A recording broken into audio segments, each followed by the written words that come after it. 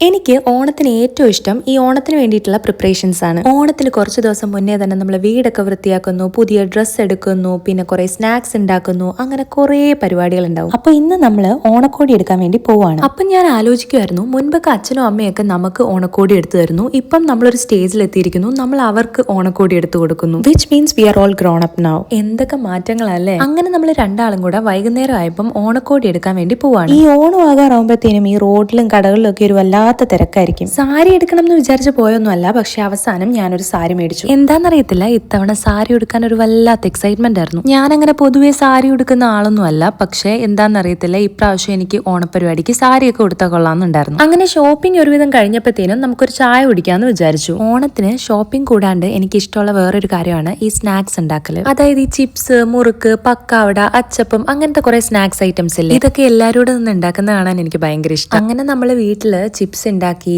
അച്ചപ്പം ഉണ്ടാക്കി, കളിയോടൊക്കെ ഉണ്ടാക്കി, അങ്ങനെ കുറെ സാധനങ്ങളൊക്കെ ഉണ്ടാക്കി. എന്ത് പെട്ടെന്നല്ലേ ദിവസങ്ങൾ പോകുന്നത്. കഴിഞ്ഞ വർഷത്തെ ഓണം കഴിഞ്ഞത് മാത്രമേ ഓർമ്മയുള്ളൂ. ദേ ഇപ്പൊ അടുത്ത ഓണമായി.